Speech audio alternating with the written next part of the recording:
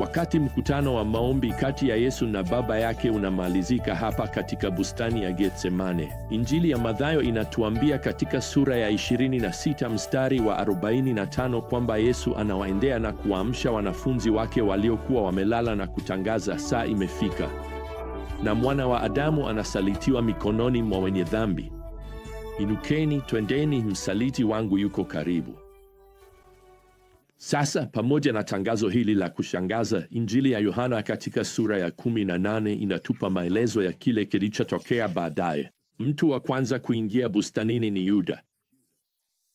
Tayari tunajua kwamba kwa wakati huu Yuda ameshatwaliwa na Shetani mwenyewe. Mstari wa pili unatueleza kwamba Yuda alijua bustani hiyo vizuri kwa sababu Yesu mara nyingi alikutana hapo na wanafunzi wake. Pia tunajua kwamba Yuda tayari ameuza nafsi yake kwa namna fulani kwa vipande 30 au sarafu 30 za fedha. Yeye hakuwa tayari kumfuata mtu ambaye hataenda kuipindua Roma kwa njia yoyote ile. Kama hakuna ufalme, kama hakuna taji katika siku za usoni za Yuda, basi Yuda hana tena hamu na Yesu. Bila shaka, jambo la kusikitisha ni kwamba leo hii Yuda angekuwa anavaa taji hilo mbinguni, sivyo? Angekuwa anasubiri kuja kwa ufalme kama angeamini kwa Yesu. Kwa kweli, Yuda ni mtu mgumu sana kwangu kumwelewa. Inawezekanaje afikie hatua ya kumsaliti mwana-kondoo wa Mungu? Alitembea na Yesu, alizungumza na Yesu, alikula na Yesu, alilala kwenye vilima vile vile na kwenye nyumba zilizokopwa pamoja na Bwana. Alimfuata kwa miaka kadhaa. Alishangazwa na miujiza ya Bwana. Yuda alikuwa pale wakati viwete walitembea, vipofu wakaona na wafu wakafufuliwa. Unawezaje sasa kumsaliti kwa vipande 30 vya fedha? Kweli ni kwamba, wapendwa, fumbo la giza limekuwa likifanya kazi kwa bidii. Unaona, adui mkuu wa Yesu, Shetani mwenyewe, amefanikiwa kuyapofusha macho ya Yuda. Mwandishi mmoja aliandika kuhusu Yuda kwamba aliona miujiza ya Yesu lakini hakuwahi kukubali ujumbe wa Yesu. Sasa mstari wa 3 umenifanya kila mara nione kama una ucheshi fulani. Yuda akiwa tayari amepata kikundi cha askari na baadhi ya maafisa kutoka kwa kuhani mkuu na Mafarisayo, basi hapa wanawasili wakiwa na taa zao na mapanga yao na mienge yao, kana kwamba wanaweza kumfunga muumba wa ulimwengu. Lakini wamejihami vilivyo na inaonekana wamejiandaa kwa matukio kadhaa yanayoweza kutokea hapa. Kwanza, wamejiandaa kwa udanganyifu.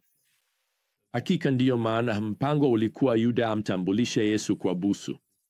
Walitarajia mmoja wa wanafunzi wengine ajitokeze na kusema, basi mimi ndiye Yesu, mnichukue mimi. Basi kundi hili linapoingia bustanini katika Injili ya Marko sura ya 14 mstari wa 45, Yuda anamwendea Yesu na kumwambia Rabi, kisha akambusu. Neno linalotumika hapa kwa ajili ya busu ni neno la Kigiriki.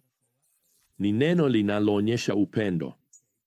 Inaashiria kukumbatiana na labda hata zaidi ya busu moja shavuni au busu kwenye mashavu yote mawili. Hii ilikuwa kawaida wakati huo, na kwa kweli katika nchi nyingi hadi leo ambako nimetembelea, wanabusiana kwenye mashavu yote mawili.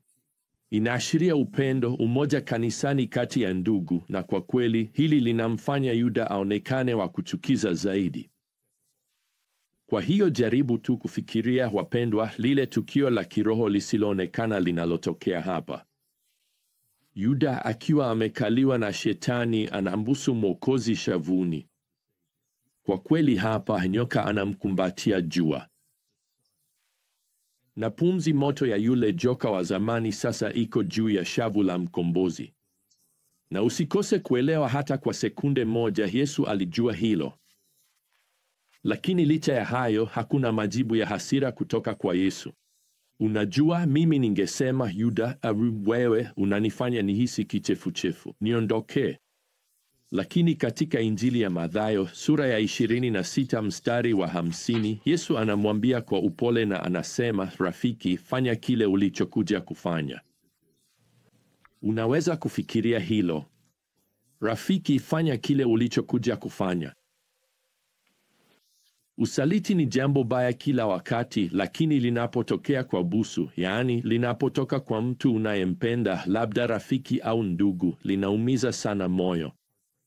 Lakini Yesu hapa anatufundisha jinsi ya kujibu kwa uungu kwa wale wanaotusaliti. Hapo awali katika Mathayo sura ya 5, Bwana alihubiri, pendeni adui zenu na waombeni wanaowaudhi, katika mstari wa 44. Sasa hapa katika Mathayo sura ya 26, Bwana anatekeleza kile alichokuwa akihubiri. Hivyo kundi lile lilikuwa linatarajia udanganyifu. Lakini hawakutarajia tu udanganyifu, pia walitarajia labda aina fulani ya woga. Sasa katika Yohana sura ya 18 mstari wa 3, tunasoma kwamba walikuja na taa na mienge. Sasa mwezi wa Pasaka ungekuwa umejaa na kung'aa.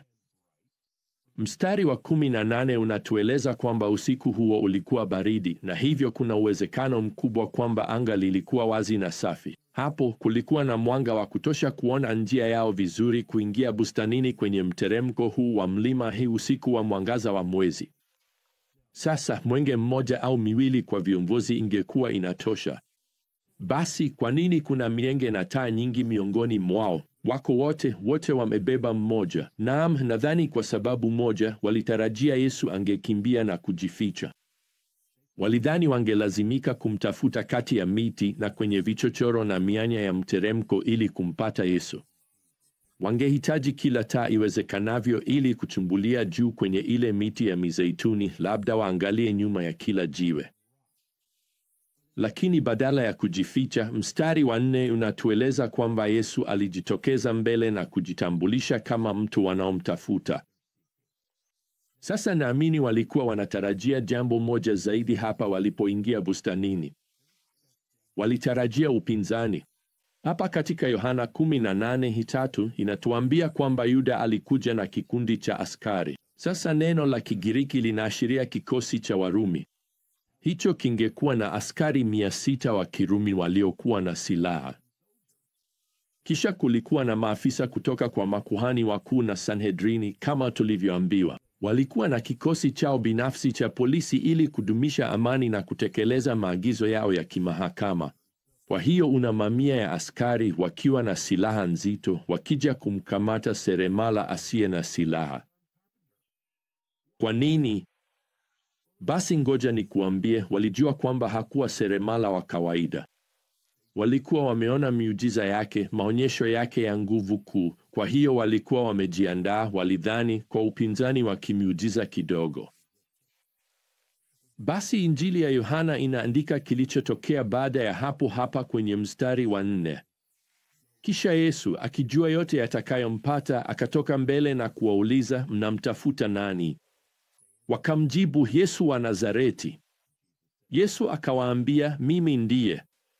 Yuda aliyemsaliti alikuwa amesimama pamoja nao. Yesu alipowaambia, mimi ndiye, wote wakarudi nyuma na kuanguka chini. Kwa hiyo unahitaji kuelewa hapa, wapendwa, kwamba Bwana anafanya zaidi ya kusema tu, mimi ni Yesu. Yeye anatangaza uungu wake. Anajibu kwa kauli ambayo inapatikana mara nyingi katika Injili ya Yohana. Kwa Kigiriki ni ego eimi. Ilitafsiriwa kwa urahisi, mimi ndiye. Hivyo Yesu anatangaza uungu wake wa milele. Rudi kwenye siku zile ambapo Mungu alifunua jina lake kwa mara ya kwanza kwa Musa kwenye kichaka kinachowaka moto pale Kutoka saa 3:14. Musa alimuuliza Mungu, unajua nini awaambie watu watakapouliza jina la yule aliyemtuma? Na Mungu akajibu, waambie wana wa Israeli, mimi niko amenituma kwenu. Kwa maneno mengine, jina langu ni mimi niko. Mara kadhaa katika Injili ya Yohana, Yesu ametumia kauli hii na anajitambulisha kama Mungu wa Israeli. Sasa Yesu tena anadai jina hilo, na hapa anajibu kwa urahisi tu akisema, mimi niko. Mstari wa 6 unaandika, Yesu alipowaambia mimi niko, walirudi nyuma na wakaanguka chini. Sasa kile ambacho Yesu anafanya hapa, anatoa tu chembe ndogo ya nguvu ya kimungu na anawaangusha chini kama pini za bowling. Ni kama Yesu anafunua kidogo tu uungu wake kwa sekunde moja, na wote wanafanya kile ambacho kila mtu atafanya mbele za Mungu watakapomwona, kuanguka chini mbele yake. Ngoja niwaambie, hawajaja kumkamata yeye, ndiye amekuja kuwakamata wao. Atawaruhusu wasimame tena na wafunge mikono yake, na ataonekana kana kwamba wana mamlaka juu yake, lakini kwa hiari yake mwenyewe anawaongoza mbele. Nikuambie wapendwa, kwa maana halisi kabisa, Yesu hatauawa. Atatolewa sadaka. Atajitoa kwa hiari yake mwenyewe kama mwana-kondoo wa mwisho wa Pasaka aliyekuja duniani kufa kwa ajili ya dhambi zako na zangu. Basi kwa hayo, muda wetu wa leo umeisha.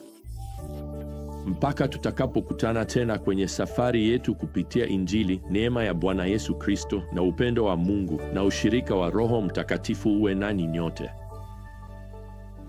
Amina.